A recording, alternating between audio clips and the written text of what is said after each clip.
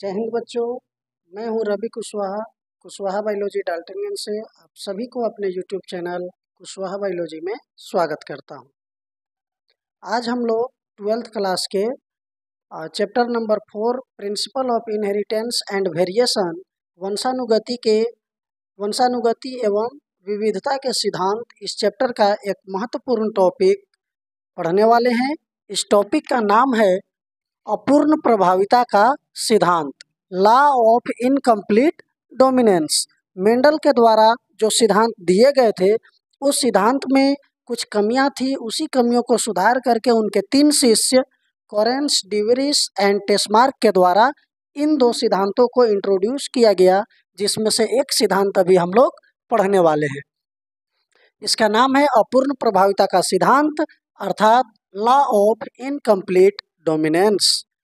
इसमें हम लोग देखते हैं, इस सिद्धांत के अनुसार ये बताया जाता है कि यदि 2 अलग अलग गुणधर्म वाले जनक को हम लोग आपस में क्रॉस कराते हैं, यदि 2 अलग अलग गुणधर्म वाले जनक को आपस में क्रॉस कराया जाता है, तब F1 पीढ़ी में मिलने वाला जो रिजल्ट है, F1 पीढ़ी में मिलने वाला जो रिजल्ट है, वो किसी भी जनक के समान न होकर के एक अलग तरह का गुणधर्म को प्रदर्शित करता है।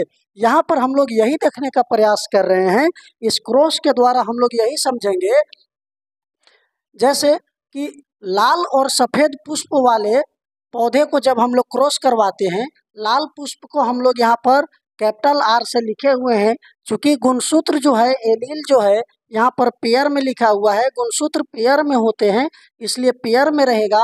सफ़ेद वाले को हम लोग W से भी लिख सकते हैं, लेकिन हम लोग यहाँ पर स्मॉल r से दिखाएंगे। तो कैपिटल R का मतलब हो गया लाल फूल, और सफ़ेद फूल को हम लोग दिखाए हैं स्मॉल r से। इन दोनों को क्रॉस कराने से पहले, संकरण कराने से पहले यहाँ पर मियोसिस कराया जाएगा। मियोसिस को हिंदी में हम लोग बोलते हैं अर्धसूत्री विभाजन। अर्धसूत्री विभाजन, तो अर्धसूत्री विभाजन करेंगे, और इस अर्धसूत्री विभाजन में ये जो जोड़ी में गुणसूत्र है वो टूटकर अलग हो जाएगा, ये भी टूटकर अलग हो जाएगा। अब इन दोनों का संकरण होगा। यहाँ से देख रहे हैं बच्चों, ये कैपिटल R, ये यहाँ पर आकर के स्मॉल r हो गया। अब इन दोनों के मिलने से जो यहाँ पर रिजल्ट बना, इसी रिजल्ट को हम लोग, चूँकि यहाँ पर फर्टिलाइजेशन जो है, इन दोनों के बीच निषेचन, फर्टिलाइजेशन, क्रॉस, संकरण, जो भी आप कहें, यहाँ पर हम लोग देख रहे हैं कि वो फर्स्ट टाइम है, इसलिए इस पीढ़ी को हम लोग बोलेंगे F1 पीढ़ी, F1 जनरेशन।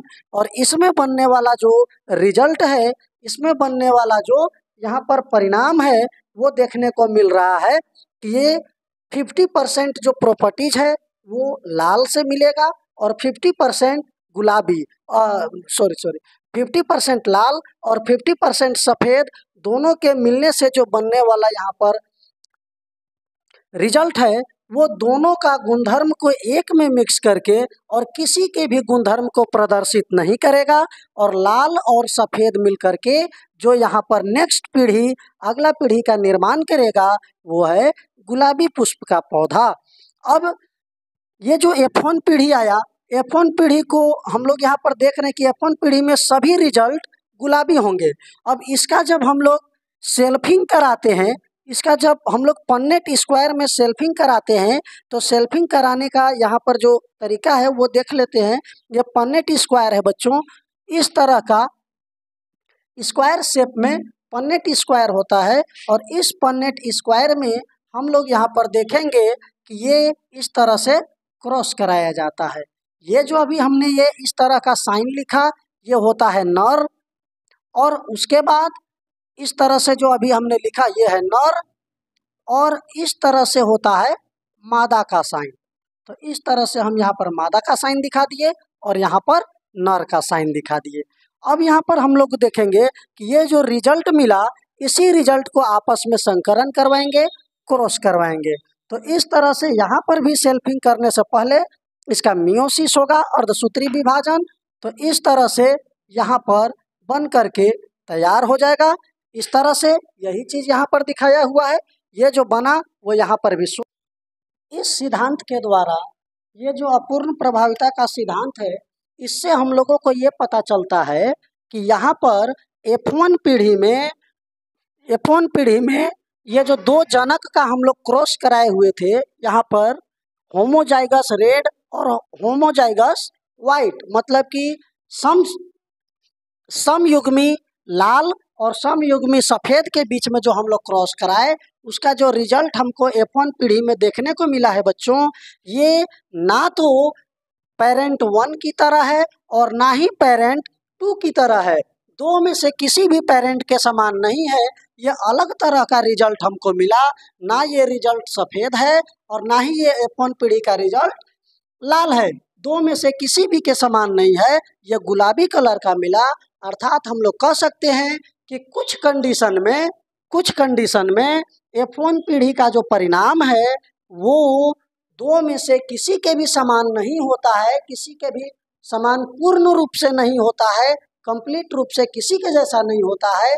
इसीलिए इस सिद्धांत को हम लोग अपूर्ण प्रभाविता का सिद्धांत या अपूर्ण प्रभाविता के नियम के नाम से जानते हैं, लॉ ऑफ इनकम्प्लीट डोमिनेंस।